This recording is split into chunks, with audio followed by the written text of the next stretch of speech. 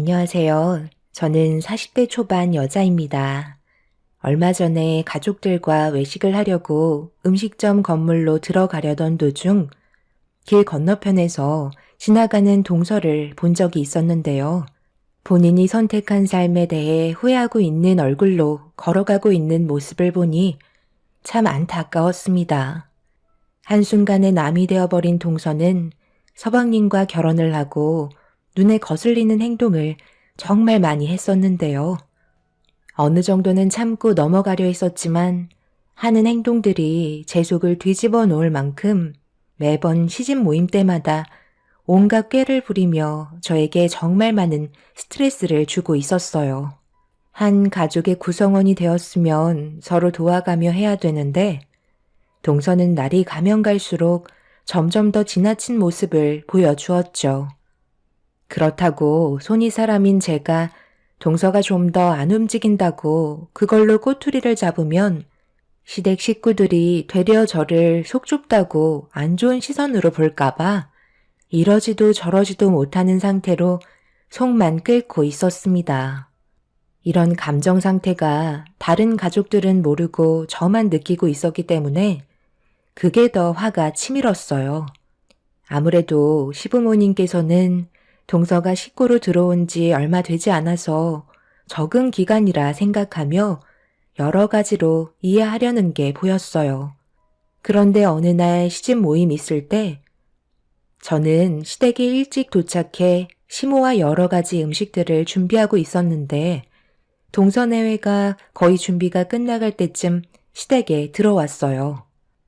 동서가 오니 집안 분위기는 밝아졌고 저만 빼고 저희 가족 모두가 반갑게 맞아주던 도중 동서가 팔에 깁스를 하고 들어온 걸 보고 모두가 놀랐습니다. 갑자기 이게 무슨 일이래? 팔에 왜 깁스를 하고 온 거야? 몸이 이러면 말을 하고 집에서 쉬면 되지. 왜 이렇게 미련하니? 걱정 끼쳐드리고 싶지 않았는데 죄송해요. 이도 집에서 쉬라고 했는데 그렇게 되면 더 걱정하실 것 같아서 일단 찾아뵙게 된 거예요. 어머님, 제가 음식 만드는 거 도와드렸어야 했는데 몸이 이래서 오늘은 쉬었다 가도 되는 거죠? 당연하지. 불편한 몸 가지고 뭘 한다고 그래. 아무것도 하지 말고 방에 들어가서 누워 있어라. 저녁상 다 차려지면 그때 부르도록 하마. 그래도 왼손을 다쳐서 다행이지. 오른손을 다쳤으면 얼마나 불편했겠니? 금며느라, 우리는 서둘러 주방으로 들어가 마저 저녁상 준비해야 될 것 같다. 너도 많이 놀랐니? 안색이 안 좋아 보이는데 정신 차리고 어서 서두르자. 동서는 왼팔에 반 깁스를 하고 있었어요. 일하다가 다쳤다고 했는데 제가 봤을 때는 시댁에 왔을 때 일부러 손 놓고 있는 게 눈치가 보일까봐 꾀를 부리는 것 같아 보였습니다.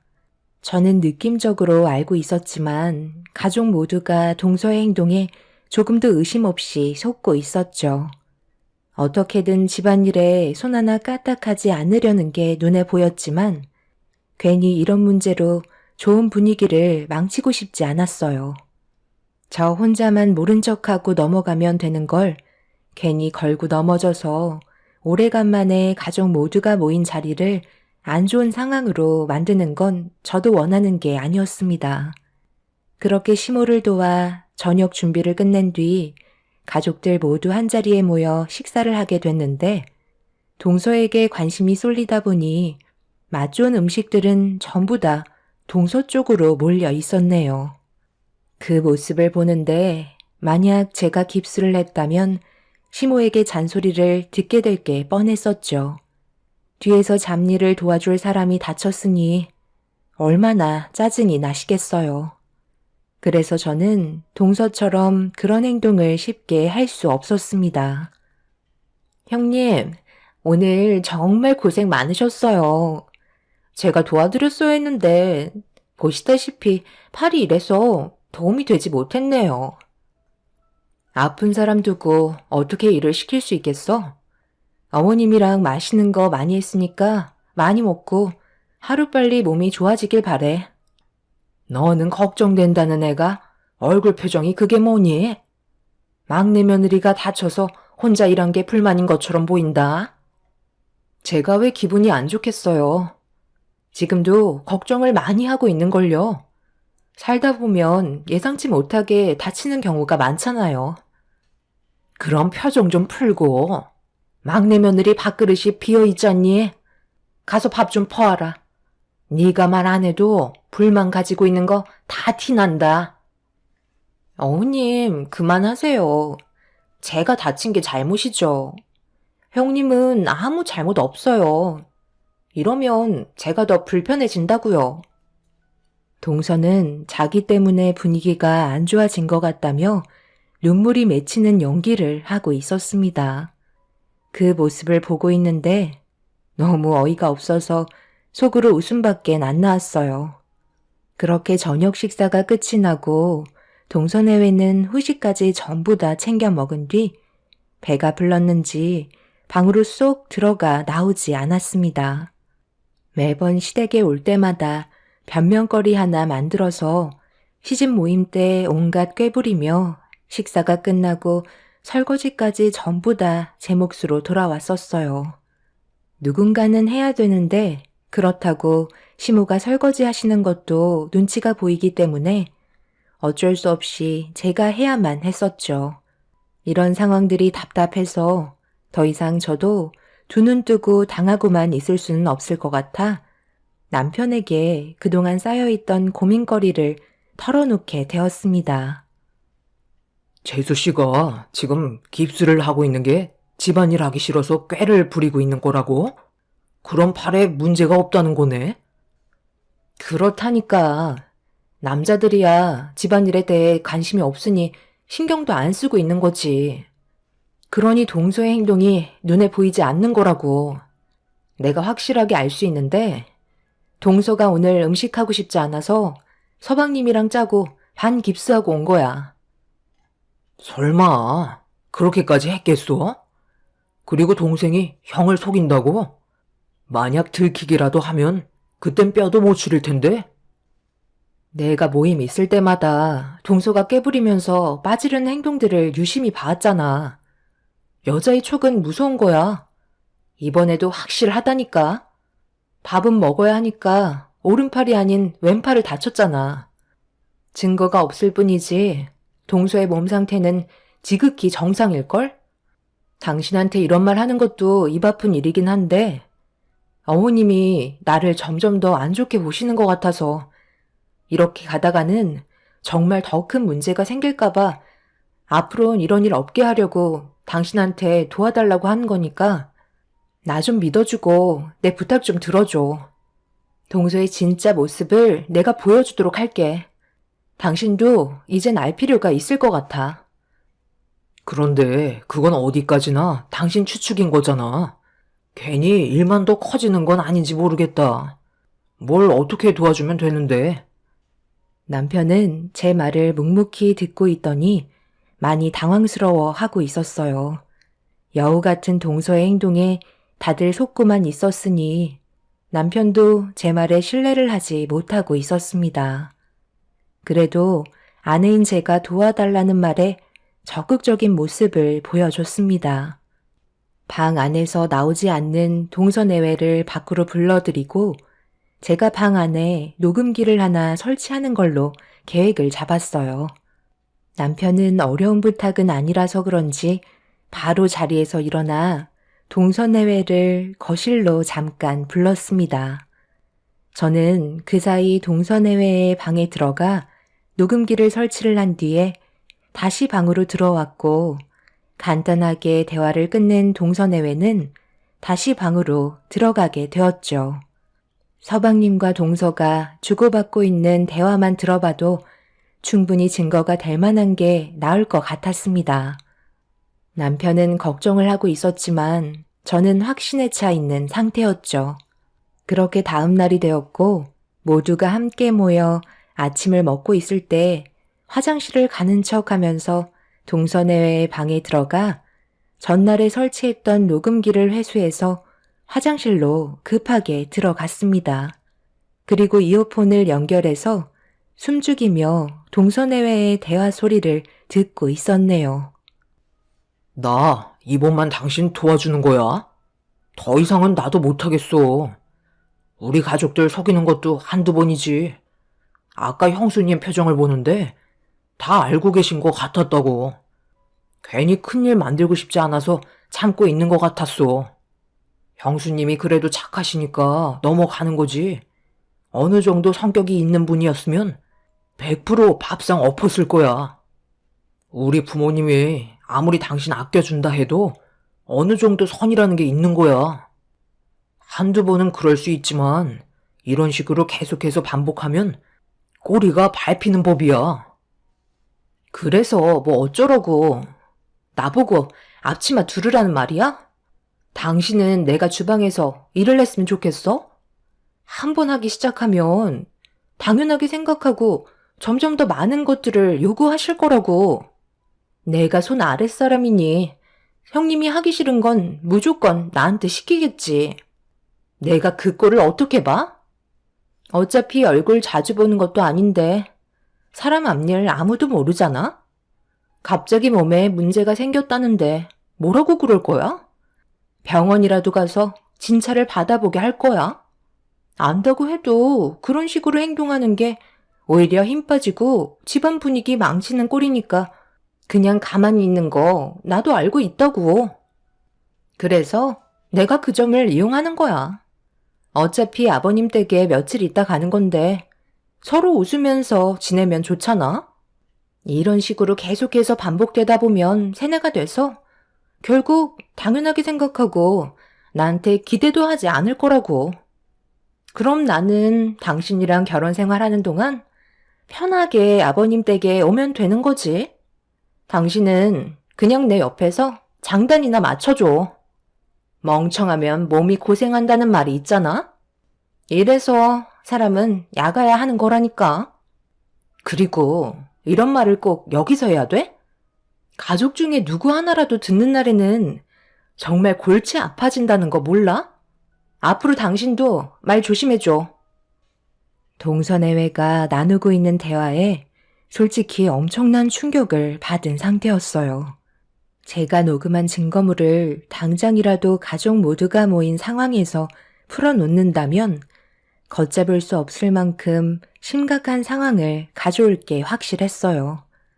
아무리 시부모님께서 동서를 아낀다 해도 이건 용서받지 못하는 행동이었습니다.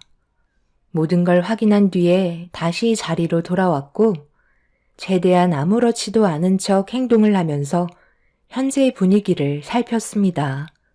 시부모님께서 밝은 얼굴로 식사를 하시는데 식탁 테이블에 녹음기를 올려놓는 건 아닌 것 같아 일단 동서의 행동을 좀 더 지켜보기로 했어요. 남편도 녹음된 내용에 대해 궁금해하길래 실수로 녹음 버튼을 누르지 않았다고 얘기한 뒤 대충 상황을 넘겼습니다. 남편은 동서가 그런 행동을 할 사람이 아닌 것 같다며 제가 최근 들어 피곤해서 예민해진 걸로 생각하고 있었네요. 그날 저녁 모두들 각자의 집으로 돌아간 뒤 앞으로 어떻게 해야 할지 많은 고민에 빠져 있었죠. 결국 동서의 잘못된 행동들에 대해 확실하게 짚고 넘어가야 할 것 같아 동서와 따로 약속을 잡은 뒤 앞으로 둘이서 이런 문제를 해결하고 가족들이 상처받지 않는 선에서 끝내기로 결정하게 되었습니다. 저한테 진지하게 할 말이 있으시다면서요? 오늘 제가 다른 약속이 있어서 용건만 간단히 했으면 좋겠는데요. 나도 서둘러 집에 들어가서 식구들 저녁상 차려줘야 되니까 할 말만 하고 일어나도록 할게. 일단 이것부터 들어볼래? 많이 당황스러운가 봐. 그러게 계획을 하려면 철저하게 했어야지. 이런 증거물을 남기면 어떡하니? 이제 앞으로 어쩔 거야? 다음 모임 때는 다리에 깁스하고 올 건가? 매번 모임이 있을 때마다 어떤 식으로 나타날지 이제 기대가 되는걸? 내가 왜 따로 얼굴 보자고 했는지 대충 짐작이 가지? 나는 가족 간의 불화를 만들고 싶지 않아. 충분히 좋은 쪽으로 해결할 수 있을 거라고 믿고 있어. 모든 건 동서가 앞으로 보일 행동들에 달려있지. 어떻게 할래? 끝까지 갈 거야? 아니면 앞으로 꽤 부리지 않고 모임 때 적극적인 모습을 보여줄 거야. 나는 동서가 지혜롭게 행동했으면 좋겠는데. 머리가 나쁜 것도 아닌데 지금이 어떤 상황인지는 충분히 위기감을 느끼고 있을 텐데. 동서를 아끼고 이뻐해 주시는 시부모님께 비수를 꽂을 건 아니지? 형님, 죄송해요. 제가 생각이 짧았어요. 앞으로 집안 행사 있을 때 쓸데없는 행동하지 않고 적극적으로 참여할 테니 제발 원본 넘겨주세요. 이걸로 평생 제 발목을 잡으실 생각은 아니시죠? 저 눈치 보면서 살고 싶지 않아요. 그건 동서하기 나름 아닐까? 똑같이 며느리로 들어온 입장에서 나는 뼈 빠지게 고생하고 있는데 동서는 여우같이 이리저리 빠지면서 나를 더 힘들게 했잖아. 내가 그동안 말을 안 하고 지켜만 보고 있었는데 날이 가면 갈수록 점점 더 심해지더라고. 결국 아이디어도 바닥 날 텐데 그때 돼선 아예 입원할 생각이었어? 시댁에 오래 있는 것도 아니고 남을 위한 일도 아니잖아. 가족들이 함께 모여 먹는 음식 만드는 건데 꼭 이런 식으로 안 좋은 상황을 만들어야 했었어? 녹음된 내용을 내가 몇 번이나 반복해서 들었는지 알아? 지금 당장 동서 얼굴에 물을 뿌리고 머리채를 잡아도 분이 안 풀릴 정도로 지금 화가 많이 올라온 상태야. 그런데도 내가 침착함을 잃지 않는 건 동서가 한 식구로 들어왔기 때문에 마지막으로 기회를 주려고 했던 거야. 내가 정말 이성을 잃었다면 시부모님과 함께 모여 식사하고 있었을 때 그때 녹음기를 테이블에 올렸겠지. 그때도 나는 참았고 지금도 참고 있는 건 동서가 충분히 며느리로서 잘할 거라 믿어서 그러는 거야. 형님, 정말 감사합니다. 2번 다시는 이런 일 없도록 다음 모임 있을 때는 제가 일찍 서둘러서 일손 도울게요. 동서는 녹음된 내용을 듣곤 사색이 된 얼굴로 저에게 용서를 구했습니다. 한 번은 믿어주고 싶었어요. 무조건 기회도 안 주고 상황을 악화시키는 건 저에게 다시 안 좋게 돌아올까봐 최대한 참고 넘어갔습니다. 동서는 그날 이후 저에게 많이 미안했던지 저희 집에 한번 오겠다며 이것저것 꽤 많은 음식들을 준비해서 한번 방문을 한 적이 있었어요. 그래도 제가 기회를 줘서 그런지 노력하는 모습을 보여주길래 저도 어느 정도 긴장을 풀게 되면서 과거의 일은 전부 잊기로 했어요. 동서는 녹음된 파일을 지워주길 원하길래 앞으로 잘할 거라 믿고 보는 앞에서 파일을 지워줬네요. 그런데 사람 속마음 아무도 알 수 없다고 다음 시댁 모임이 있을 때 동서는 저에게 충격적인 모습을 보여줬습니다. 어머나, 이게 뭐야? 어쩌다가 다리를 다친 거야? 병원에서는 뭐라고 했니? 문제가 심각하다고 그랬어? 아니에요. 발목이 접질려서 1달 정도 깁스를 하고 있어야 한대요. 높은 일을 쉬는 제가 잘못이죠. 걱정 끼쳐드려 죄송해요. 그래도 손은 움직일 수 있으니까 도움 필요하시면 도와드리도록 할게요. 저도 매번 받아먹을 수는 없잖아요. 환자가 무슨 일이야? 다리 접질렸을 때 계속 걸으면 덧난다고 하더라. 방에서 쉬고 있으면 식사 준비 끝나는 대로 부를 테니 어서 들어가 있어. 아들, 뭐하고 있어? 막내 며느리가 힘들어 하잖니? 몸이 저렇게 약해서 나중에 애는 낳을 수 있겠어? 보약이나 한 채 지으러 가야 되겠다.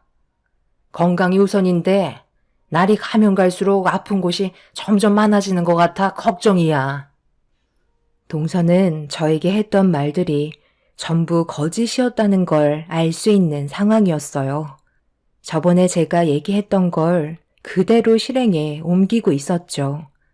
이럴 거면 왜 저희 집에까지 찾아와서 오랜 시간 대화를 했던 건지 이해를 할 수 없었습니다.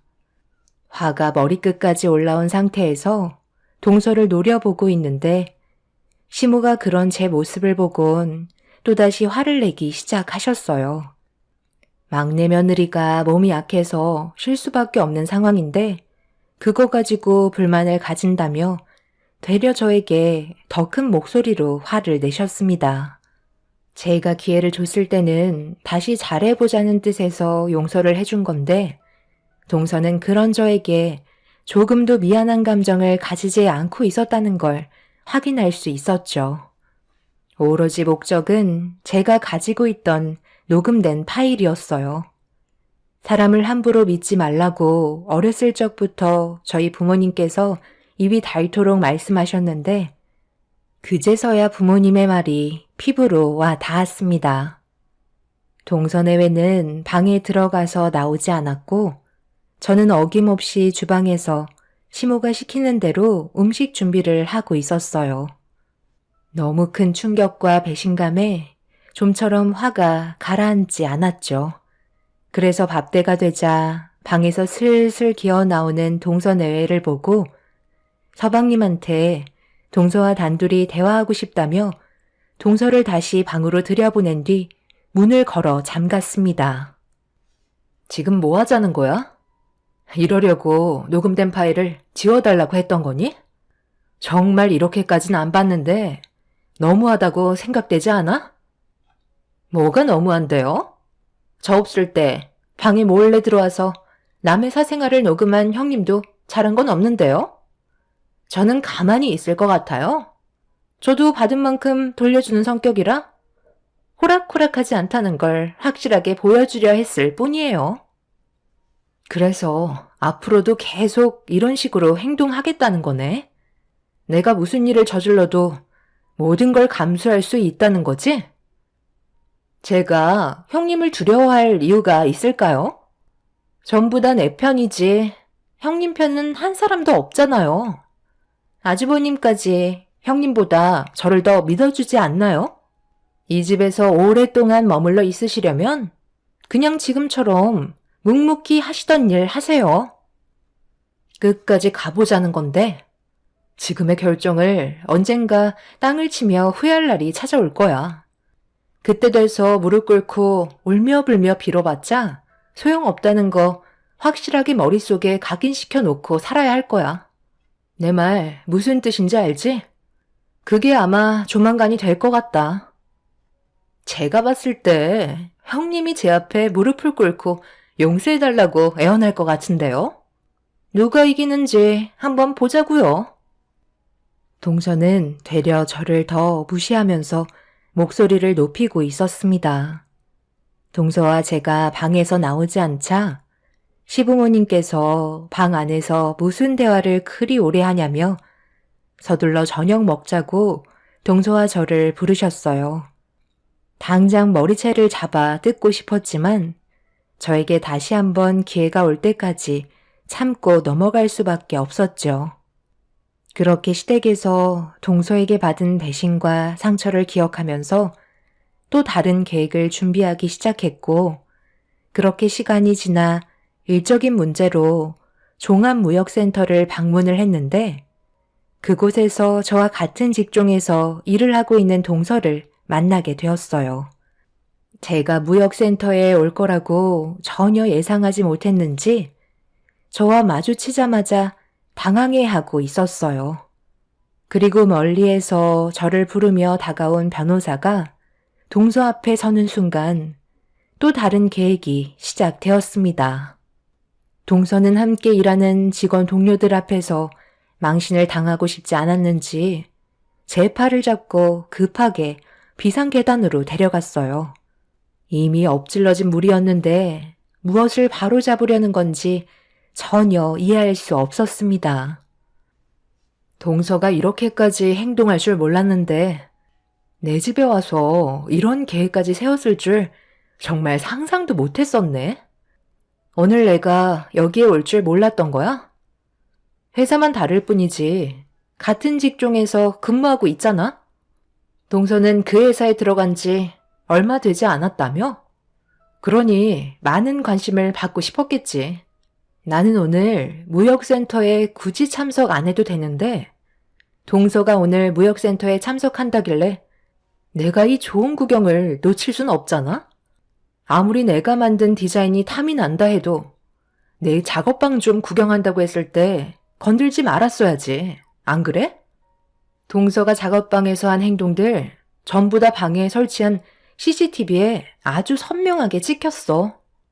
어떻게 우리 회사가 만든 상표권 디자인을 자기들 것 마냥 아무렇지도 않게 전시를 할 수 있는 거지? 동서가 지금 나랑 비상계단에서 이러고 있을 시간 없을 텐데 지금쯤 전시회는 난리가 났을걸? 동서는 저를 비상계단에 놔두고 급하게 다시 자리로 돌아갔어요. 제 작업방에 CCTV를 설치한 이유는 집 구경을 하다가 동서가 혹시 모를 행동을 저지를 수도 있을지 모른다는 불안한 마음 때문에 동서가 저희 집에 오기 전에 설치를 한 거였는데 공모전에 제출할 디자인한 상표권을 동서가 전부 다 사진을 찍어 도형을 하고 있었습니다. 저희 남편도 옆에서 영상이 담긴 동서의 행동을 전부 다 봤었기 때문에 입을 다물지 못했었죠. 그리고 현장에는 때마침 남편이 시부모님까지 모시고 온 상태였어요. 제가 일하는 거 구경하고 외식이나 할 겸 상표권 공모전에 초대를 했었는데 시부모님 눈에 펼쳐진 광경은 입을 다물지 못하고 계셨죠. 동서가 제 디자인을 똑같이 도용한 옆자리에 저희 회사 측도 똑같은 상표권 디자인을 보여주고 있었습니다. 그리고 저희는 동서가 제 방에 들어와 했던 행동들이 전부 다 찍혀 있던 영상도 함께 재생이 되고 있었네요. 사람들은 웅성거리기 시작했고 동서의 잘못된 행동을 보게 된 동서의 동료 직원들이 사태 수습을 하기 위해서 급하게 다른 상표권으로 대체했고 시부모님께서는 동서에게 다가가 어떻게 된 거냐고 물어보는 질문에 고개만 떨군 채 아무 말도 하지 못하고 있었어요. 저는 화가 나신 시부모님께 동서가 서방님과 나눴던 대화 내용에 녹음된 내용까지 들려주면서 불을 더 지펴 드렸습니다. 그동안 동서가 했던 행동들이 집안 전체를 무시하고 있었다는 걸 아시게 되면서 결국 난리가 나고 말았네요. 어머님, 정말 죄송해요. 한 번만 기회를 주세요.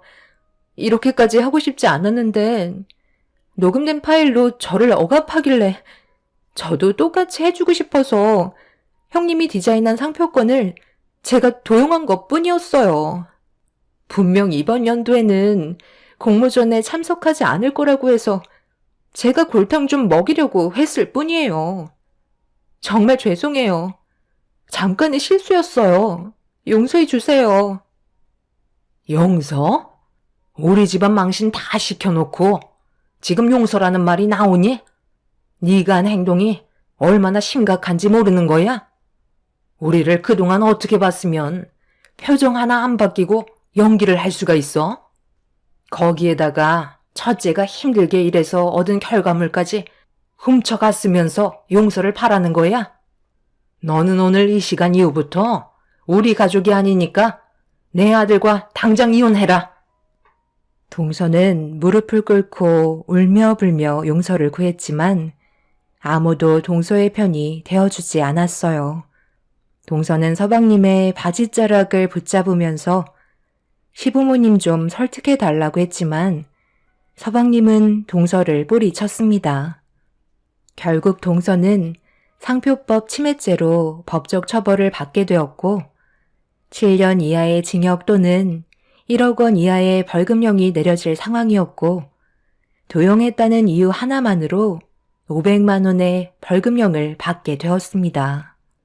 그리고 이런 심각한 문제를 동서의 회사 측에서도 그냥 넘어갈 수 없었는지 회사 이미지 저하 등 막대한 손실을 입혔다며 결국 거액의 손해배상 청구와 함께 퇴사 처리가 되고 말았네요. 서방님도 동서와 함께 살면서 정신적으로 많이 힘들었는지 이혼을 선택했고 그렇게 남남이 되고 말았습니다. 동서가 떠난 지 몇 년이 되었는데도 아직까지 저희는 그때의 기억들이 생생히 남아있네요. 얼마 전에 길 건너편에서 동서를 봤는데 삶이 힘든지 반쪽이 된 얼굴을 보니 참 안타까웠습니다. 꾀를 부린 대가가 얼마나 큰지 알게 해준 일이었네요. 평생 자신의 잘못을 뉘우치며 제대로 된 삶을 살길 바랄 뿐입니다. 제 사연을 들어주신 분들, 오늘 하루도 행복하시길 바랍니다. 감사합니다. 안녕하세요. 저는 일산에 살고 있는 45살 여자입니다. 제가 여기에 사연을 작성하게 된 이유는 동서가 한 번만 봐달라고 하도 애원하길래 이번에 어쩔 수 없이 얼굴을 보고 왔습니다. 상당히 초췌해진 얼굴로 반쪽이 되어서는 그동안 자신이 보였던 행동들에 대해 많은 후회를 하고 있었는데요. 그 모습을 보고 있으니 안타깝기도 했지만 이미 배는 떠난 상태라 저는 더 이상 할 말이 없었어요. 동서가 가족이 된 지 5년 정도의 시간이 흘렀고 그동안 정말 많은 변화가 있었습니다. 집안의 편이 갈렸다고 해야 할까요? 시부는 동서 내외를 아껴주셨고 시모는 저희 부부 편에 계셨었죠. 이렇게까지 된 이유는 전부 동서 때문이었어요. 중간에서 워낙 여우 같은 행동을 많이 하기도 했지만 또 다른 문제는 서로 간의 이간질로 분열을 만들고 있었습니다.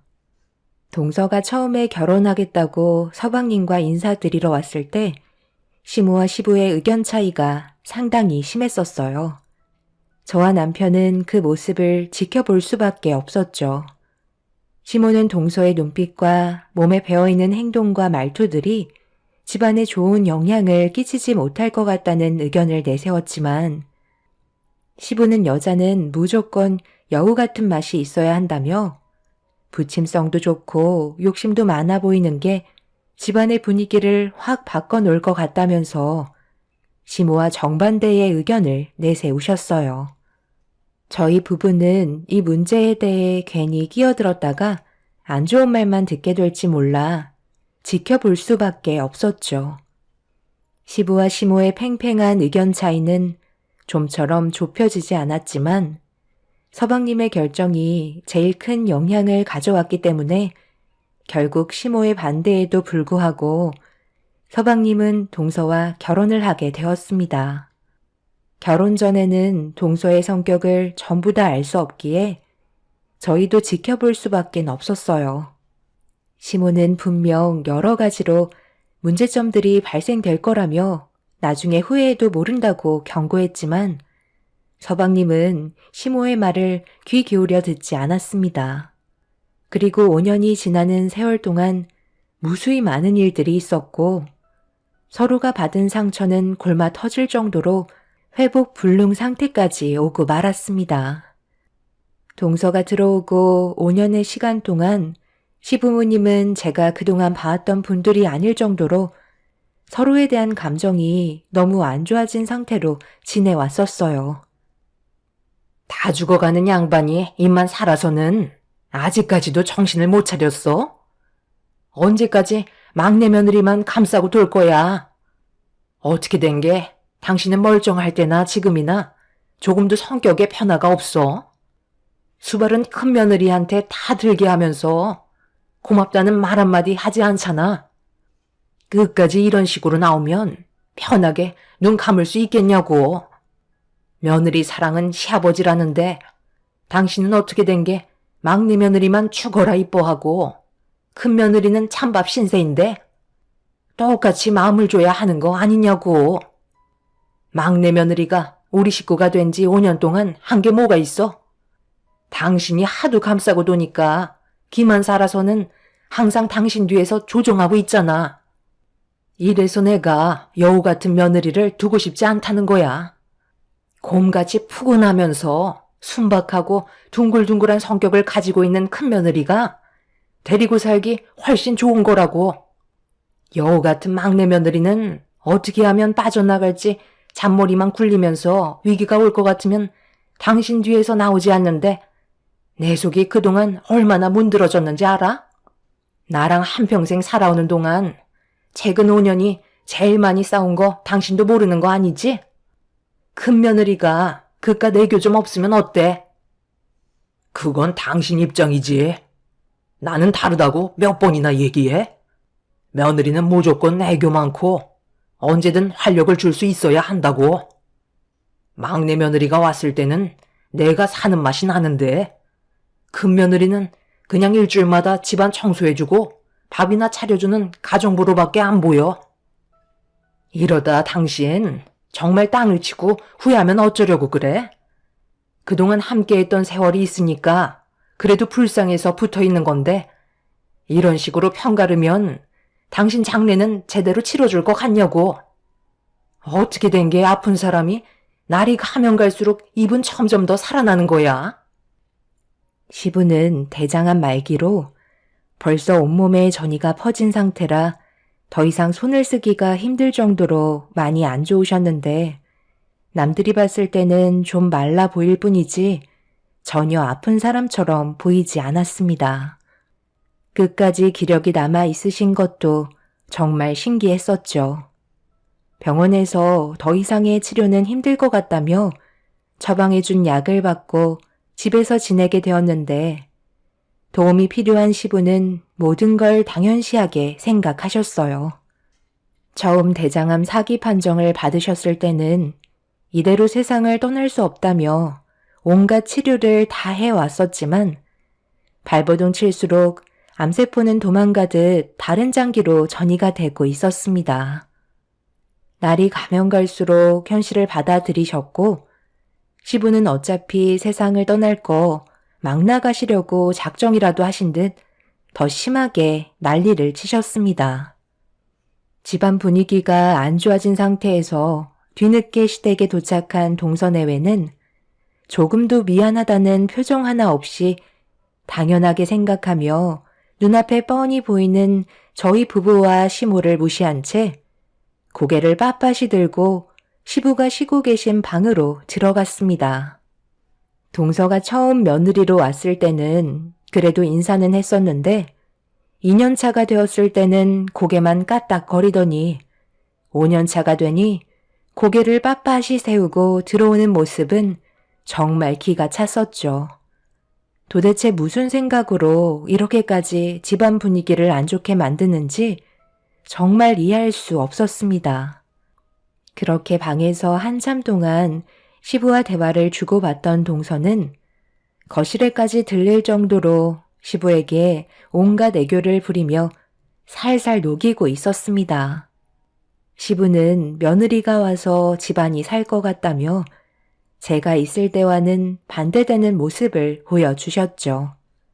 그렇게 대화를 끝내고 방문을 열면서 밖으로 걸어 나온 동서내외는 당연하다는 듯이 주방으로 들어가더니 자리에 앉아 저녁 식사를 하려고 저희를 기다리고 있었어요. 그리고 언제나 변함없이 늘 있었던 일처럼 남편이 화를 내며 동서내외에게 언성을 높이기 시작했고 남편의 목소리를 들은 시부가 동서에게 화를 낸다며 소리치셨어요. 이런 문제들을 저희도 바로잡으려고 정말 많이 노력을 했었지만 동서는 워낙 믿는 구석이 있어서 그런지 집안의 평화를 만들 생각을 전혀 하지 않았습니다. 무조건 대접을 받고 싶어하는 행동을 보였어요. 시모는 주방에 앉아서 숟가락을 들고 상차림을 기다리고 있는 동서에게 다가가 숟가락을 뺏은 뒤 당장 나가라고 언성을 높이셨고 시부는 시모의 목소리를 듣자마자 휠체어를 타고 방문을 여시더니 밖으로 나오셨어요. 시부는 암 때문에 상당히 고통스러워 하셨지만 시모가 동서에게 난리치는 모습을 그냥 넘어가지 않으셨죠. 시모에게 숟가락을 뺏겨서 화가 난 동서는 자리에서 일어나 시부에게 불만을 털어놨어요. 아버님, 저 언제까지 이렇게 눈치 보면서 살아야 하는 거예요? 정말 이럴 때마다 어머님이랑 갈라섰으면 좋겠어요. 내가 지금까지 참아왔었는데 방금 한 말은 도저히 용서를 할 수가 없네. 아무리 개념이 없다 한들 어떻게 이혼을 하라는 말을 할 수가 있는 거니? 아들, 너 언제까지 이런 식으로 살 거야? 정말 집안 무너지는 꼴 보고 싶은 거야? 애초부터 엄마는 이 사람 안 좋아했잖아요. 제가 엄마 말을 들을 필요는 없을 것 같은데요. 저는 아버지만 옆에 있으면 된다고요. 한 번이라도 이 사람 며느리로서 받아들여 주신 적 있으세요? 뭐 하나라도 하면 전부 다 마음에 안 든다고 불만만 가득하셨잖아요. 그동안 이 사람의 마음은 어떨지 생각은 해보셨어요? 정말 다들 너무 하시네요. 그럼 서방님은 지금까지 잘한 게 뭐가 있는데요? 지금까지 어머님 말을 한 번이라도 들으려 한 적이 있었나요? 무조건 동서 편만 들어줄 게 아니라 중간 위치에서 균형을 잘 잡도록 노력을 해야 되는 거 아니에요? 집안이 이렇게까지 된 게 누구 때문인지 정말 모르시는 거예요? 동서가 지금 하는 행동들이 지금 정상이라고 생각하는 건 아니죠? 어머님이 잘못된 행동들을 바로 잡아주시려는 것 뿐인데 그걸 안 잊고게 생각하고 더 삐뚤어지려는 모습을 보여주고 있잖아요. 형님, 정말 말 웃기게 하시네요. 처음부터 제가 마음에 안 든다고 어머님이 형님이랑 저를 차별했잖아요. 그래, 말 한번 잘했다. 너 우리 집에 처음 인사 왔을 때 아침부터 큰 며느리랑 내가 정성껏 음식 준비하는데 얼마나 힘들었는지 아니? 그런데 식사 자리에서 어떻게 했니? 갑자기 휴지를 달라고 하더니 우리가 보는 앞에서 입맛에 안 맞는다고 먹던 음식을 휴지에 뱉어버린 다음 입을 헹구더니 내 아들한테 뭐라고 그랬어? 이런 음식을 여태껏 먹어왔냐며 우리 집안을 거지 취급했잖아.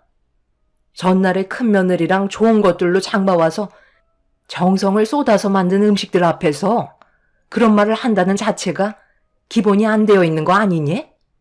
지나가는 사람 붙잡고 얘기해봐라. 누가 잘못했는지 물어보라고. 시모는 속으로 삭히고 있던 말을 꺼내게 되었지만 서방님이랑 시부는 입맛에 안 맞아서 그런 건데 억지로 먹을 수는 없지 않냐며 되려 동서편을 들어주고 있었네요. 그때 당시 새벽부터 음식 준비하려고 전날에 미리 시댁에 와서 준비했었거든요.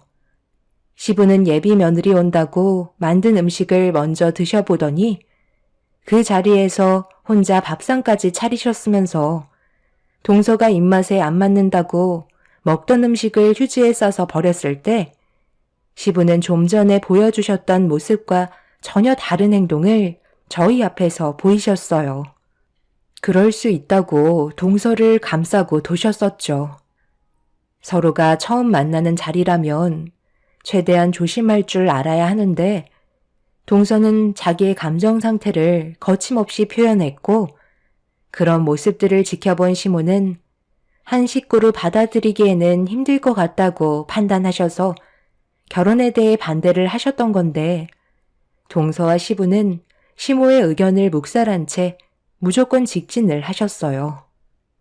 그리고 이런 결과를 가져왔었죠. 미꾸라지 한 마리가 물을 흐린다더니 집안을 난장판으로 만들 줄 전혀 몰랐었습니다.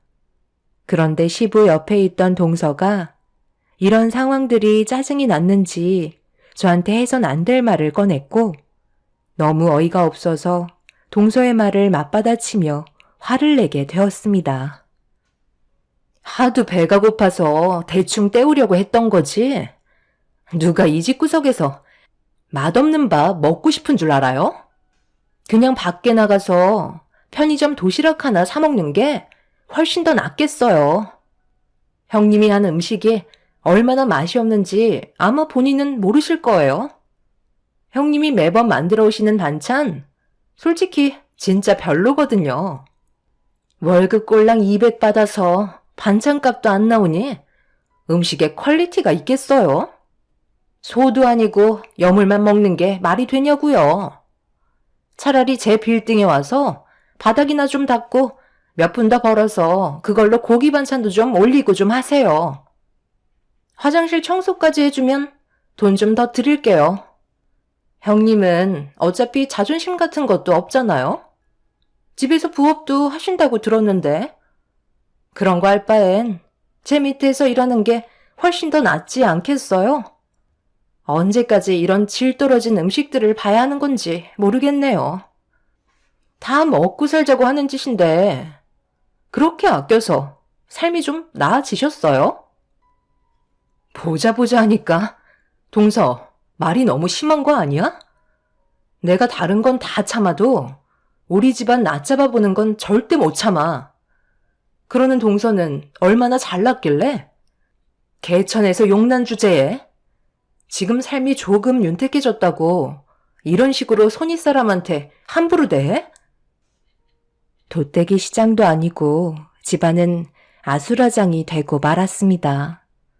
함께 뭉쳐서 살아도 모자랄 판에 편을 가르고 서로 상처되는 말을 거침없이 뱉어대면서 얼굴을 붉히고 있는 모습들은 제 마음을 너무 아프게 만들었어요. 시모도 분명 분노한 표정을 보이고 계셨지만 그 안에 슬픔이 가득해 보였죠. 이 모든 것들이 동서 하나로 집안이 무너지게 되었다는 것도 너무 큰 충격이었습니다.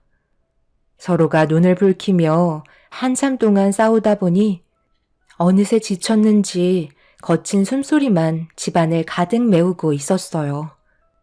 그런데 시부가 그날 극도의 스트레스를 받으셨는지 고통스러워 하시는 모습을 보여주셨고 가족 모두가 놀란 상태에서 남편과 서방님이 시부를 부축해 급하게 방으로 모셨습니다. 시모는 눈시울이 붉어진 상태로 주방에서 약을 꺼내 서둘러 방으로 들어가 시부의 입에 털어 넣어 드렸어요. 그리고 방에서 걸어 나오신 시모는 거실에서 상황을 살피고 있는 동서의 뺨에 손을 수차례 올려 붙였고 하루도 마음 편히 살 수가 없다면서 또다시 난리를 치기 시작하셨네요.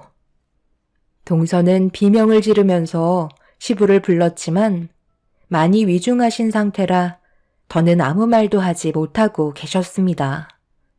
서방님은 동서의 비명 소리에 거실로 뛰쳐나와 시모를 강하게 밀친 뒤 나중에 다시 오겠다며 시부가 세상을 떠나면 앞으로 2번 다시 얼굴 볼 일 없을 거라고 바닥에 내동댕이 쳐진 시모에게 화를 내고 집으로 돌아갔어요. 남편은 서방님을 가만두지 않겠다고 쫓아가려 했지만 시모가 지금은 그럴 때가 아니라면서 시부의 몸 상태를 살펴야 한다고 힘겹게 일어나셨어요.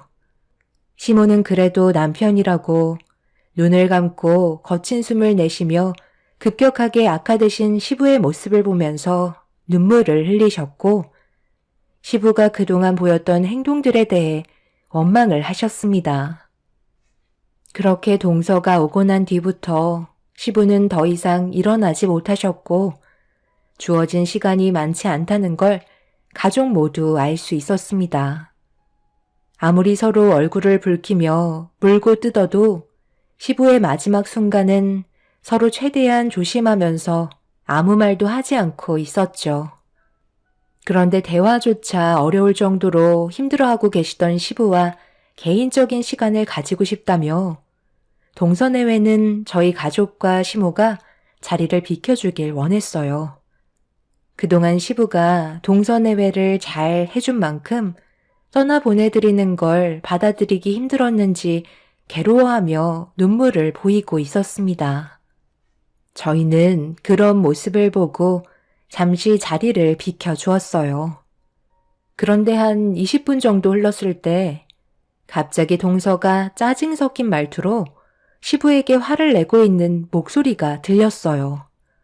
저희는 너무 놀라 방문을 열고 들어가려 하는데 문이 굳게 잠겨 있길래 남편이 문을 열라고 소리를 질렀지만 방 안에서 뭔가를 하고 있는 건지 서방님이 빨리 서두르라며 동서에게 무언가를 재촉하고 있었어요. 남편은 열리지 않는 문을 강제로 열기 위해 온몸으로 달려가 문을 어깨로 강하게 밀쳤고, 문이 열리는 순간 눈앞에 펼쳐진 광경에 저희 모두 입을 다물지 못할 정도로 놀라고 말았습니다. 시부는 주먹을 꽉 쥔 채 안간힘을 쓰고 있었는데, 동서는 시부의 주먹을 펴기 위해 온 힘을 다하고 있었습니다. 그리고 시부의 침대 위에 올려져 있는 한 장의 서류가 눈에 들어왔고, 서방님이 서류를 몸뒤로 숨기려 하자 남편이 서방님이 숨기고 있는 서류를 뺏어든 뒤 확인을 함과 동시에 남편은 서방님의 멱살을 잡으면서 화를 내기 시작했어요.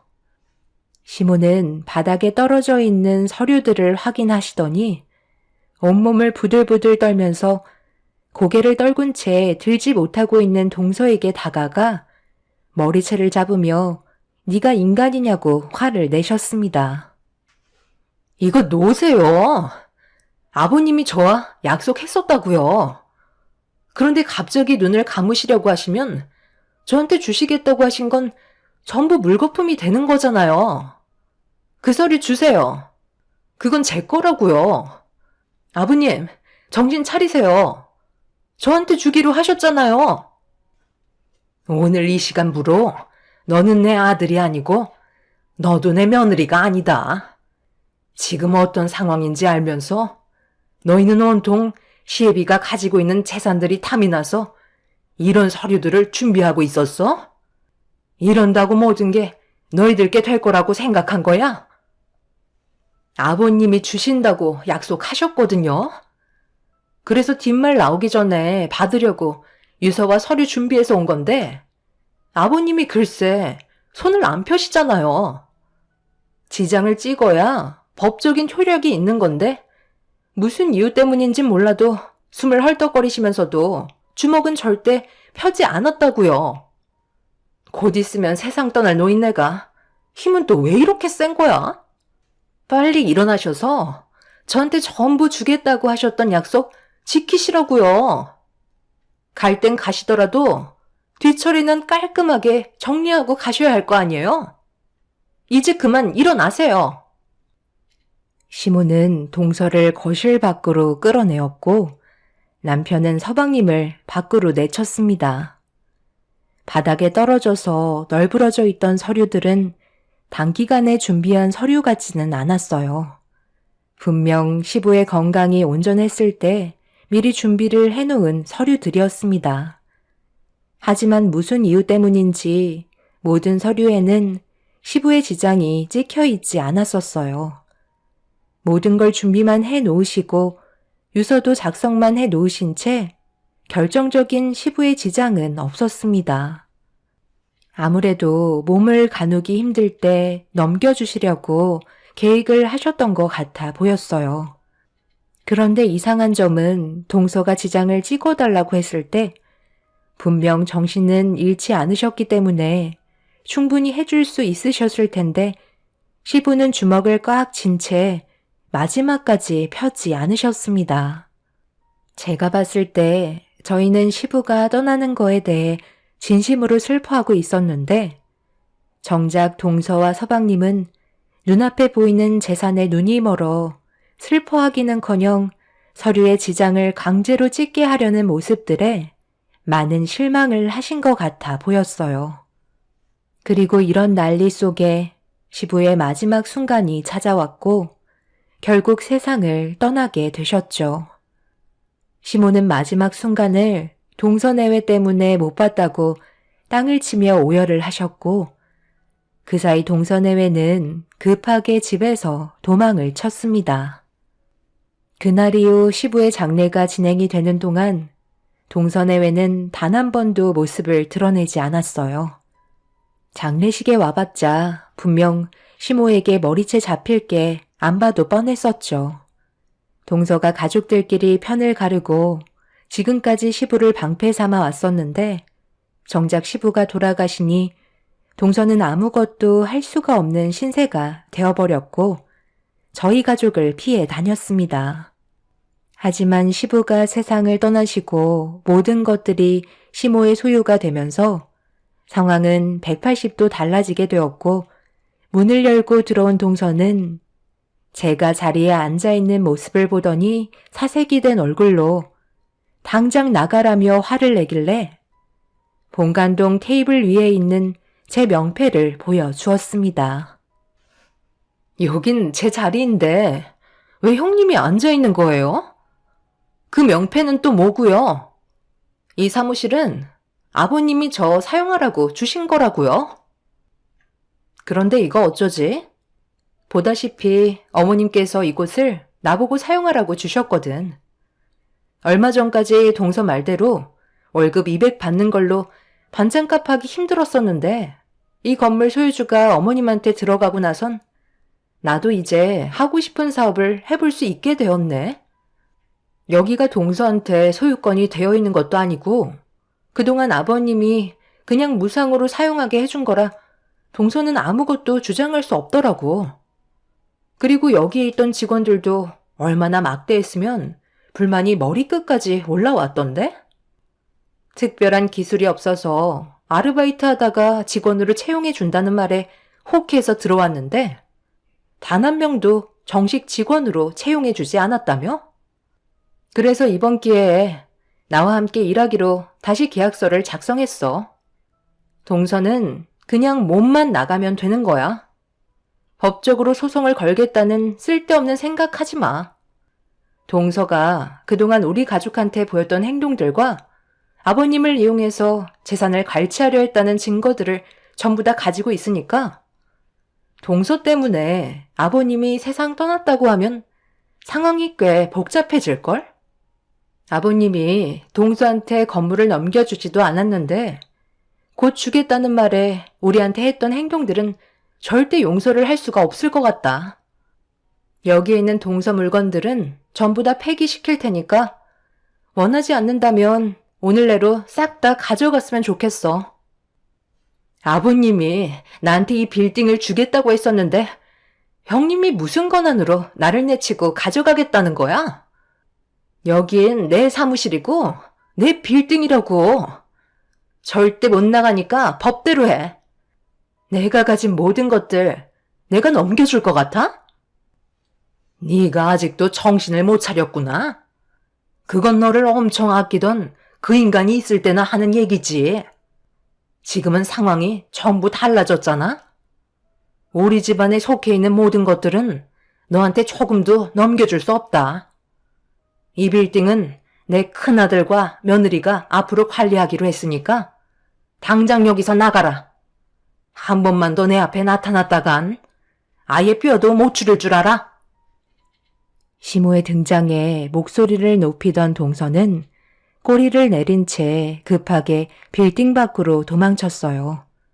동서는 그동안 아버님께서 넘겨주실 빌딩을 제 소유인 양 드나들며 관리하고 있었죠. 아버님의 비위를 살살 맞춰가며 무상임대로 사무실까지 차려 사용하고 있었어요. 그날 이후 서방님은 시댁에 몇 번이나 찾아와 받아달라고 애원했지만 시모는 서방님을 절대 받아주지 않았습니다. 시부에게 항상 지원받고 살아왔던 동서내외는 돈줄이 마르기 시작하자 사는 게 불안했는지 도움을 받으려고 몇 번이나 찾아왔었죠. 그동안의 씀씀이가 동서내외를 버티지 못하게 만든 상황이었습니다. 결국 점점 궁핍해지고 생활에 불만이 생겼는지 서방님과 동서가 시도 때도 없이 싸우기 시작하더니 이혼 얘기까지 나오게 되면서 결국 별거 중인 상태에서 갑자기 저와 만나길 원하길래 얼굴조차 보고 싶지 않았지만 간절하게 애원하는 바람에 어쩔 수 없이 얼굴을 보게 되었죠. 형님, 제가 그동안 잘못했어요. 너무 버릇없이 행동한 부분에 대해 용서해 주세요. 저 이렇게 살아갈 수 없어요. 솔직하게 말씀드릴게요. 지금 임신 7주 차예요. 얼마 전에 몸이 이상해서 산부인과 다녀왔는데 임신 사실을 알게 됐어요. 한 번만 어머님한테 잘 좀 봐달라고 다시 한번 얘기해주면 안 될까요? 꽤 오랜 시간이 지났는데 언제까지 이렇게 살아갈 수는 없잖아요. 동서가 임신한 게 우리와 무슨 상관이야? 다시 받아주면 어떻게 살아갈 생각인 건데? 이번엔 어머님한테 빨대 꽂고 살려고? 임신했다고 우리가 눈 하나 깜빡할 것 같아? 미안하지만 이미 배는 떠났어. 그동안 동서가 우리 가족한테 보였던 행동들에 대해 생각해봐. 절대 용서해줄 수 없다고. 임신했으면 앞으로 서방님이랑 악착같이 살아야지. 별것까지 하면 되겠어? 뱃속에 있는 아이가 불쌍하지도 않아? 나는 더 이상 할 말이 없을 것 같다. 지금 현재 버는 돈이 없는 건 아니지?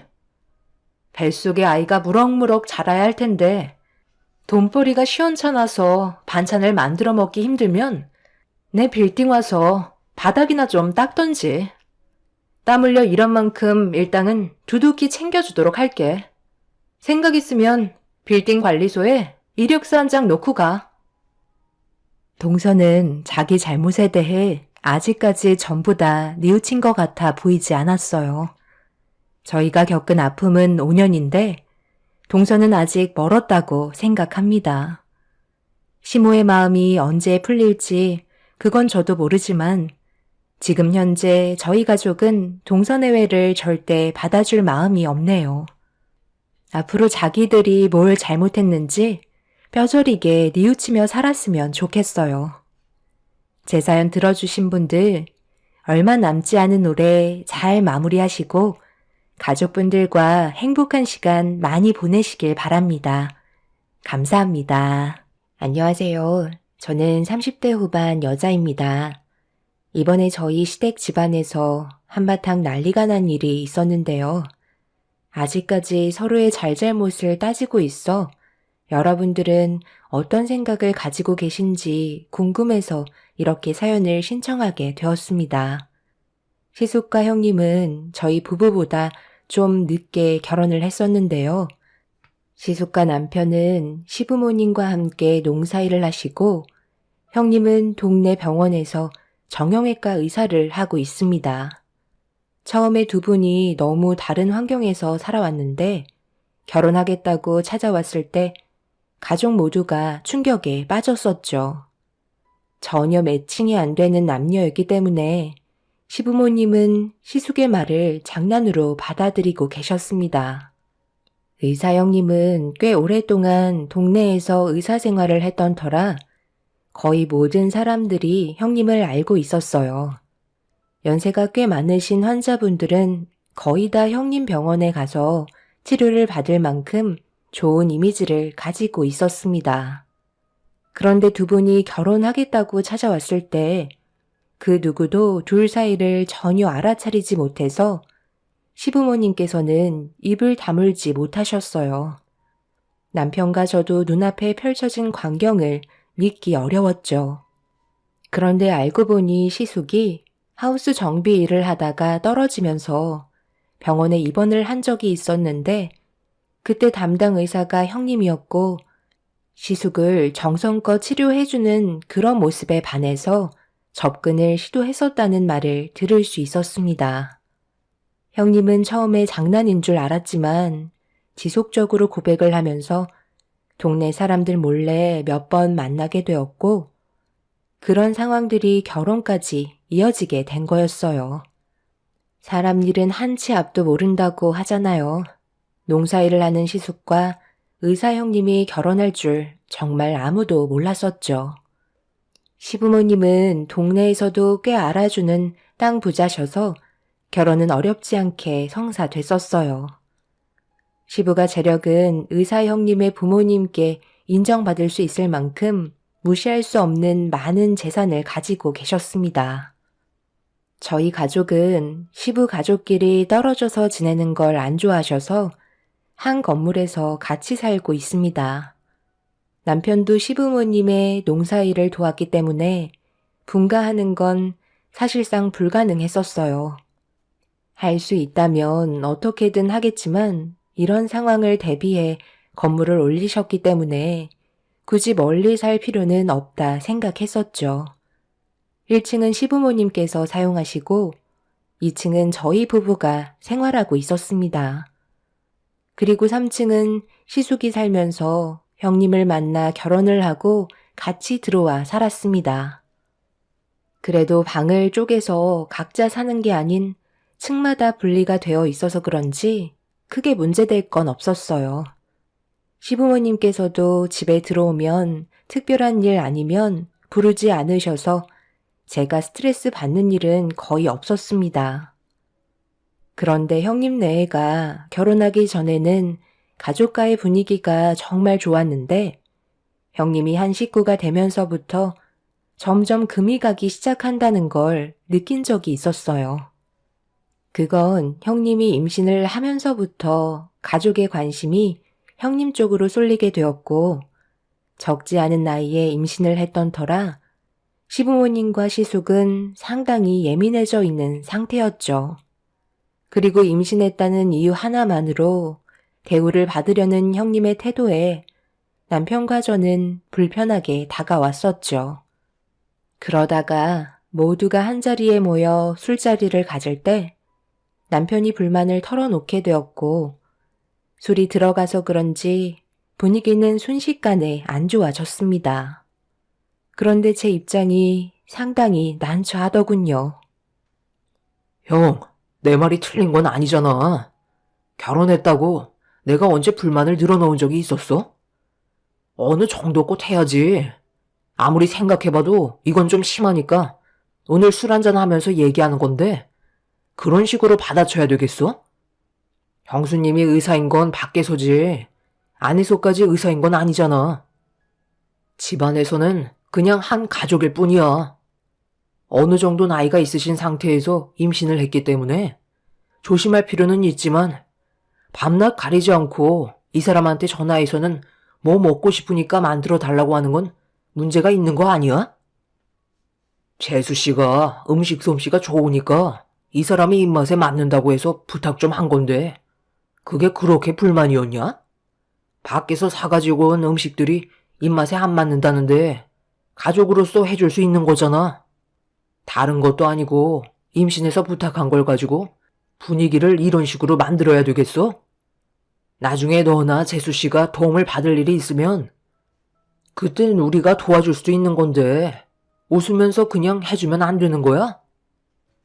식사 때 얘기하는 것도 아니고 이 사람이 집에서 놀고 먹지 않잖아. 우리랑 똑같이 새벽에 일어나서 반일 나가는데 잠이 얼마나 중요한지 형도 잘 알면서 그런 말이 나와? 지금 당장 안 먹는다고 죽는 것도 아닌데 하루 종일 밖에서 우리랑 똑같이 일하고 들어와서 애들 씻기고 재우기 바쁘다고. 하루가 모자란 사람한테 잠자는 시간까지 뺏는 건 문제가 있는 거지. 우리가 집에서 몇 시에 나가? 새벽 5시에 나가는데 새벽 3시에 깨어서 음식 해달라고 얘기하면 그게 얼마나 짜증이 나는 줄 알아? 형수님은 이 사람이 해준 음식 먹고 푹 잔 다음에 아침 9시에 슬슬 병원으로 출근하면 되지만 우리는 그게 아니잖아. 전화 안 받으면 내려와서 문 두드리고 속쓰리다며 깊은 잠에 빠진 애들까지 전부 다 깨워선 혼자 부엌에서 차려준 음식 먹고 올라가서 자면 그날 하루 우리 가족 컨디션은 그냥 무너지는 거라고. 가끔 부탁하는 거야 들어줄 수 있지. 요즘 들어 계속해서 반복되고 있잖아. 내가 오죽했으면 이렇게까지 얘기하겠어? 형수님, 뭐라고 말 좀 해봐요. 이게 맞는 거예요? 먹고 싶은 음식이 있으면 형한테 해달라고 하던가 아니면 저녁 식사하기 전에 미리 부탁을 하시면 되잖아요. 그게 먹고 싶은 음식에 하루 종일 생각 없다가 자려고 눕기만 하면 갑자기 먹고 싶은 음식이 떠오르는데 어떡해요. 미리 생각해놓고 얘기하면 저도 좋겠어요. 괜히 저 때문에 분위기 안 좋게 만든 것 같아 미안해요. 그런데 새벽만 되면 너무 속이 쓰리고 동서가 해준 음식들만 생각이 나서 저도 모르게 전화를 하게 되더라고요. 동서도 임신해봐서 알잖아. 평생 할 것도 아니고 몇 달 뒤면 출산하는데 그때까지만 좀 참고 해주면 되지. 별것도 아닌 거 가지고 험악한 분위기 만들어야겠니? 남편은 절대 형님이 원하는 대로 해줄 수 없으니 앞으로 저한테 음식 해달라고 부탁하지 말라며 큰 소리치며 화를 냈습니다. 솔직히 제 입장에서도 참 난감했었어요. 어느 날 갑자기 부탁을 했을 때 저도 그런 경험을 안 했던 건 아니었기 때문에 형님이 먹고 싶다는 음식 한번 해준 적이 있었는데 그때부터 쉬지 않고 새벽 시간만 되면 계속해서 부탁을 하셔서 저는 리듬이 완전히 깨지고 말았죠. 잠이 부족하다 보니 하루하루가 너무 힘이 들었어요.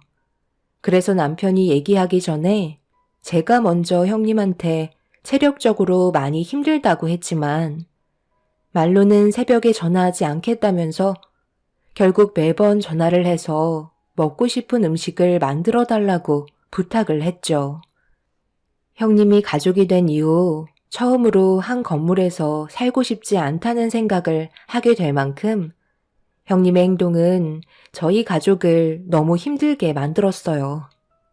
그런데 시모는 중간에서 좋게 해결해 주려고 하시는 게 아닌 형님 편을 들어주시면서 저보고 희생하라는 말에 솔직히 좀 서운하긴 했었어요. 그때 약간 차별받고 있다는 걸 느끼고 있었습니다. 저는 아무것도 없이 남편과 일찍 결혼해서 시부모님 농사일을 도왔던 반면 형님은 의사라는 직업을 가지고 있었기 때문에 시모는 저보다 형님을 더 생각하고 계셨어요. 결국 서로의 다른 의견 차이가 안 좋은 감정을 가져오게 만들었고 가족 간의 금은 점점 더 크게 벌어지고 말았네요. 결국 계속되는 냉전은 좀처럼 좋아지지 않았고 밭일을 하면서도 서로 얼굴을 붉히면서 일을 하게 되자 시부가 더는 두고 볼 수 없으셨는지 저녁에 모두를 한자리에 모아놓고 화를 내셨습니다. 너희들 언제까지 이럴 작정이야? 한두 살 먹은 나이도 아니고 알아서 잘 해결하겠거니 했는데 어떻게 된 게 날이 가면 갈수록 점점 더 심해지는 거야? 오늘 밖에서 이럴 때 너희들이 다투는 바람에 끝내야 될 일도 마무리 못하고 일에 지장까지 주면서 지내는 게 맞는 거야? 어떻게 된 게 적당히가 없어? 너희들 인연 끊을 거 아니면 이제 그만들 해라. 한 번만 더 내 눈앞에서 얼굴 붉히면서 싸우면 너희들 전부 다 내쫓을 거니까 그런 줄 알아. 그리고 큰 며느리는 앞으로 작은 며느리한테 음식 해달라고 새벽에 깨우면 아무리 임신을 한 몸이라도 좋은 말 나가지 않을 테니 행동 똑바로 하고. 아버님, 저 너무 서운해요. 제가 원해서 그런 것도 아니고 뱃속에 있는 아버님 손자가 먹고 싶다고 하는 거잖아요. 동서처럼 손녀딸 안겨드리는 게 아닌 장손이 태어나는 거라고요. 그럼 이 정도는 이해해 주실 수 있는 거 아닌가요? 형님의 뱃속에 아들이라는 걸 알게 되면서부터 형님의 행동은 더욱더 심해졌어요. 장손을 임신했다는 이유 하나만으로 많은 대우를 받고 싶어 했습니다. 그리고 시모도 그토록 바라시던 손자를 보게 되셔서 형님의 무리한 요구에도 시모는 무조건 들어주셨어요. 남편이 한바탕 난리를 친 이후에 시모가 도와주시긴 하셨지만 점점 더 심해지는 형님의 행동은 제가 봤을 때 저희 가족들 머리 위에 올라타려는 것 같은 느낌을 받았습니다. 이런 상황들이 반복이 되니 시부가 지켜보시다가 더는 안 되겠다고 생각하셨는지 형님에게 따끔하게 한마디 하셨고 결국 목소리가 높아지면서 형님은 서운하다며 눈물을 쏟아내고 말았습니다. 그렇게 되자 시숙이 시부와 마찰이 일어나게 되었고 시모는 형님을 감싸고 돌며 눈물을 흘리고 있는 형님을 진정시키기 위해 자리를 피해 방으로 들어갔습니다. 도대체 어디서부터 잘못된 건지 모르겠더라고요. 시부는 저희 부부 편이었고 시모는 형님 내외 편이었습니다. 가족들 간의 편이 갈라지니 모든 일상이 불편했었어요. 서로가 한마디 말도 없이 묵묵히 할 일만 하면서 지내게 되었는데 왜 이렇게 살아야 하는지 도저히 이해할 수가 없었습니다. 그렇게 지속되는 냉전 속에 형님은 아이를 출산하게 되었고 모든 상황이 다시 제자리를 찾을 줄 알았는데 그건 제 착각이었죠. 아이를 출산하면서부터 감당하기 힘들 정도로 엄청난 일들이 계속해서 밀려왔어요. 형님이 출산을 한 이후 아이는 전적으로 제가 돌보게 되는 상황이 되어버렸던 거죠. 형님은 병원으로 출근을 해야 했기 때문에 아이를 돌봐주는 건 집안일하는 저에게 돌아오게 되었고 옆에서 시모가 도와주시긴 했지만 거의 모든 건 제가 전적으로 할 수밖에 없었습니다. 형님은 유축기로 모유를 저장해두면 나머진 전부 제 몫이었어요. 형님이 퇴근하면 당연히 아이는 형님 품으로 돌아갔지만 그것도 얼마 못 갔습니다. 늦은 새벽에 갑자기 초인종이 울리면서 또 다시 안 좋은 일들이 펼쳐지자 시부모님께서도 위층으로 올라오셔서는 시숙과 남편이 싸우는 걸 말리기 시작했어요. 임신했을 때는 음식 가지고 힘들게 하더니 이제는 출산했다고 사람 피를 말려? 도대체 이럴 거면 애는 왜 낳은 거야? 너희 형수가 요즘 잠 한숨 못 자서 병원 일 하는 게 힘들다는데 어쩌겠냐? 너랑 재수 씨가 좀 도와주면 좋잖아. 병원 일이 얼마나 중요한지 너도 잘 알잖아. 환자 수술도 잡혀 있는데 큰 실수라도 하면 어쩌려고. 새벽마다 아이가 깨서 잠을 못 자니까 도와달라는 건데 그게 그렇게 잘못된 거야? 우리 집안의 장손인데 이 정도는 당연하게 해줄 수 있다고 생각하는데? 아주버님, 그건 아니죠. 저희가 애들이 없는 것도 아니고 방에서 잘 자고 있는데 아이 때문에 깨면 그것도 문제 아닌가요? 그리고 제 아이가 아니고 형님 아이인데 왜 모든 걸 저한테 맡기려 하시는 건데요? 형님 출근하시면 제가 전적으로 아이 돌보는데 이것도 정말 많이 희생하고 있는 거예요. 가족이라고 생각하니까 참고 있는 거지 남이었으면 이렇게까지 안 했죠. 동서, 내가 정말 힘들어서 그래.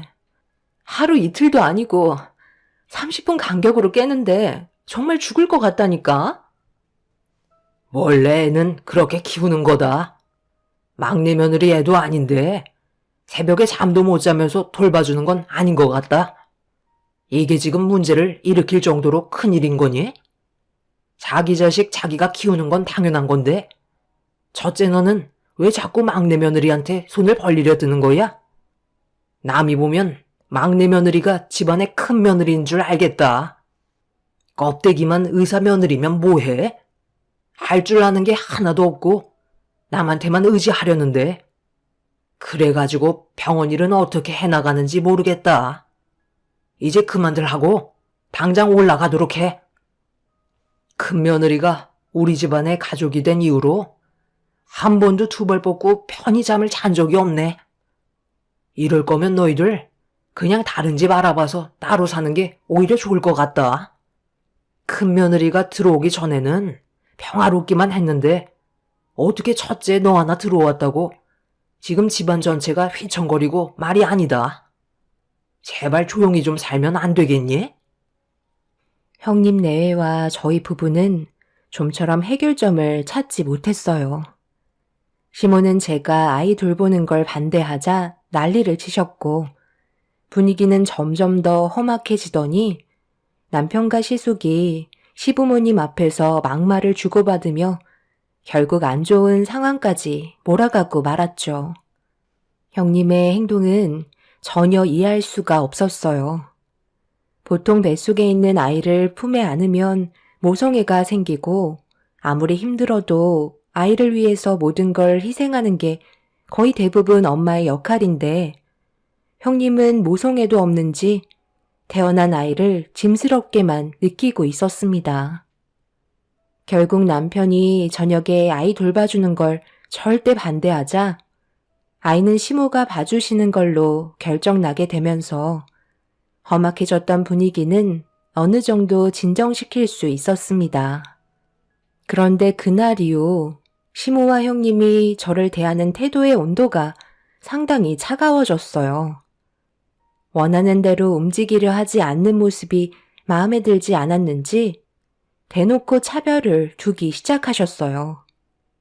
그렇게 시간이 지날수록 점점 더 격해지는 시모와 형님의 태도에 참고만 있던 저도 결국 불만이 터지게 되었고 결혼 이후 시모에게 처음으로 대들며 화를 내고 말았습니다.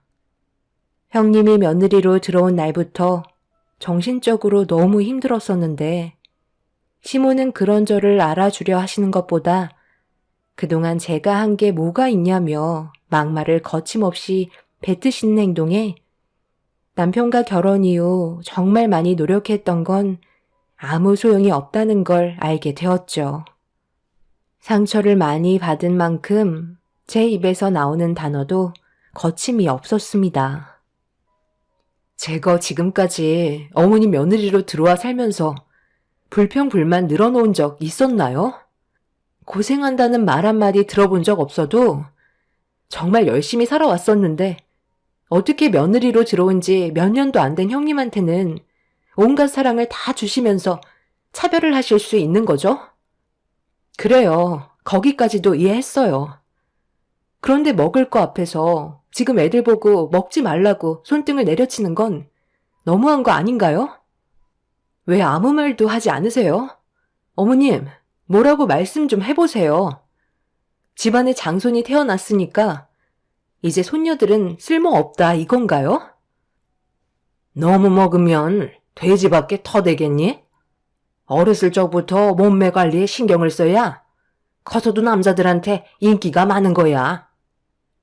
지금 그게 애들 앞에서 할 말이에요? 이제 10살, 11살밖에 안 된 애들이 뭘 한다고 먹고 싶은 것도 못 먹게 하는 건데요.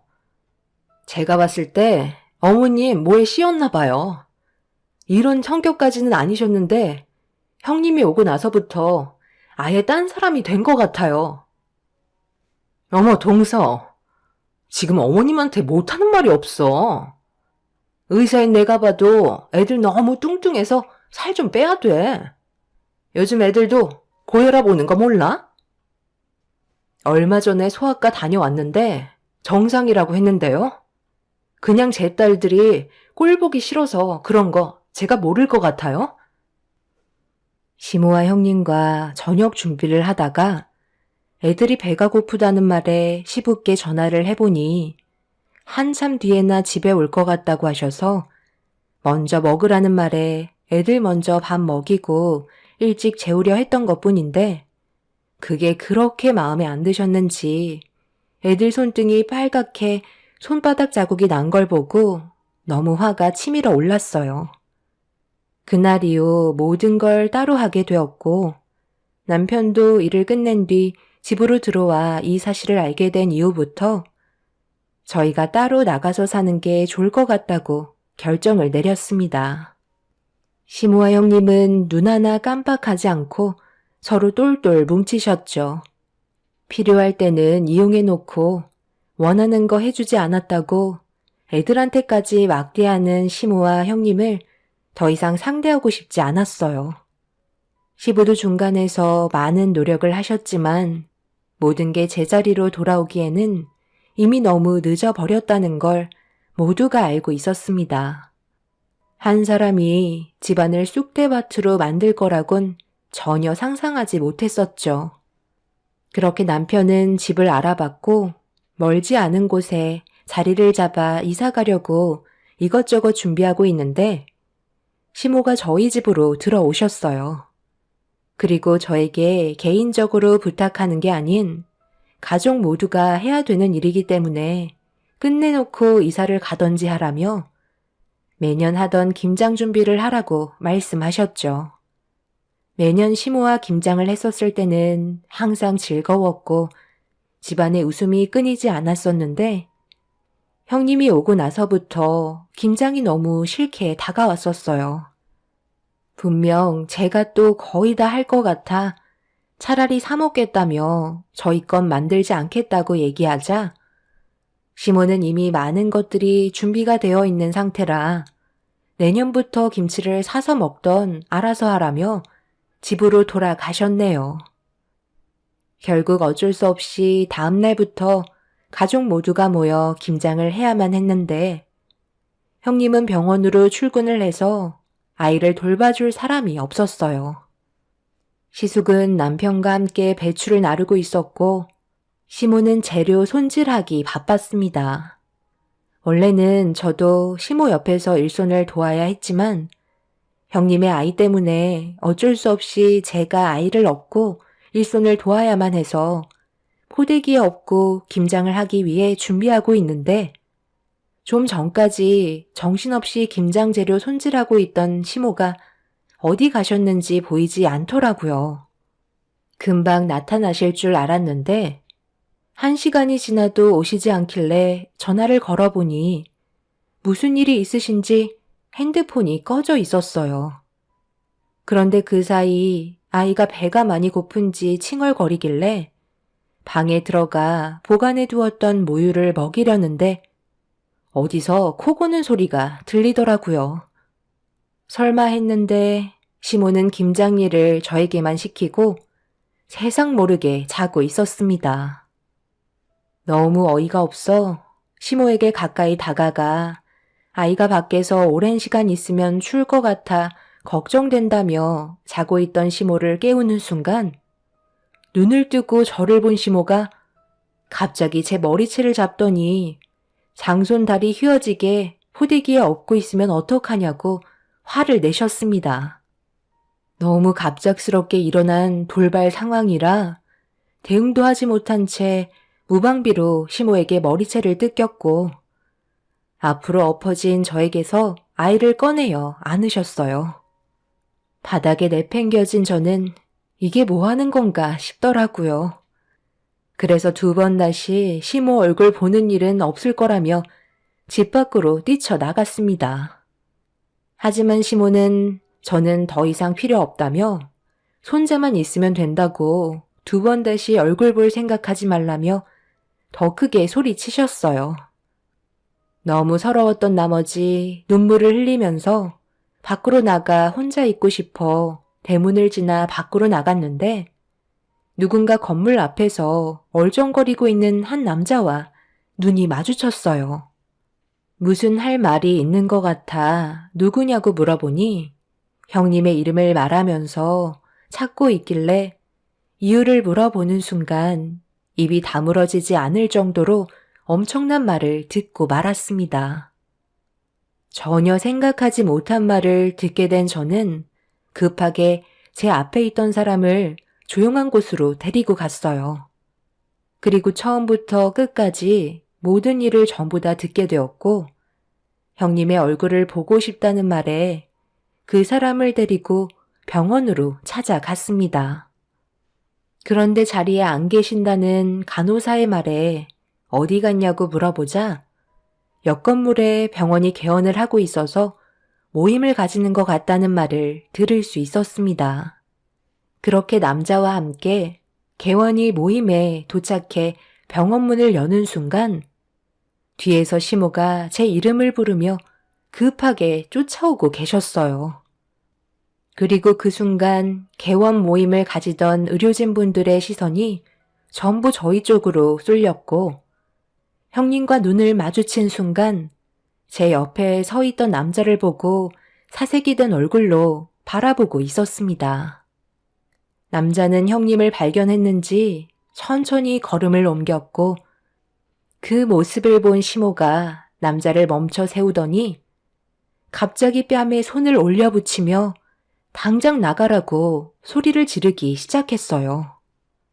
경직된 얼굴을 봤을 때 시모도 모든 사실을 알고 있는 듯 보였는데 시모의 입에서 나온 말은 이 남자에 대해 오해를 하고 있었습니다. 그래서 제가 시모의 팔을 잡은 뒤 강하게 밀치며 남자의 정체에 대해 전부 다 설명을 했고 결국 시집은 발칵 뒤집혔습니다. 요 며칠 계속해서 우리 집 앞을 맴돌며 큰며느리한테 접근하는 것 같길래 따끔하게 혼쭐 내줬더니만 지금 여기서 뭐 하는 짓이야? 유부녀 건드려서 줄 것 하나 없다는 거 몰라? 경찰 부르기 전에 썩 나가지 못해? 어머님, 지금 이 상황에 대해 너무 큰 오해를 하시는 것 같은데요. 이분은 형님과 아주 오랜 시간 가깝게 지낸 분이라고요. 그리고 이분이 계속 걱정되는 마음에 아이의 존재에 대해 물어보고 싶어 찾아온 거고요. 아주버님과 결혼하기 전날 밤 단둘이 따로 만난 적이 있었나 봐요. 원래 서로 연인 사이였는데 잠깐 헤어지고 결혼한다는 청첩장을 이 남자분이 받아서 찾아온 거고 둘이 술 한 잔 걸치며 대화를 주고받다가 해선 안 될 행동까지 저지르게 됐는데 태어난 아이의 사진을 볼 때마다 자기가 너무 닮은 것 같아 하루도 마음 편히 지낼 수가 없었대요. 그래서 한동안 집에 얼쩡거렸던 거고 저에게 이 사실을 털어놓으면서 만약 형님의 아이가 이 남자분의 친자라면 결혼은 없었던 일이 되는 거 아니냐고 하길래 형님은 무슨 생각을 가지고 있는지 저도 알고 싶어서 이분과 함께 온 거예요. 잘 알지도 못하시면서 무턱대고 이분의 얼굴에 손을 올리시면 어떡해요? 형님은 제 말이 끝나는 순간 그 자리에서 털썩 주저앉아 넋이 나간 표정을 하고 있었어요. 형님은 시숙과의 결혼 전날 전에 연인 사이였던 남자와 하룻밤을 보내게 된 거였고 그걸 저희 가족 모두 모르고 있었던 거였죠. 그리고 뱃속에 있는 아이가 시숙의 아이가 아닌 형님의 전 연인의 아이라는 의문점을 가져오게 되었고 시모는 말도 안 된다며 유전자 검사로 확인하길 원하셨어요. 이 사실이 온 동네에 순식간에 퍼졌고 시숙의 귀에까지 들어가게 되면서 집안은 난리가 나고 말았습니다.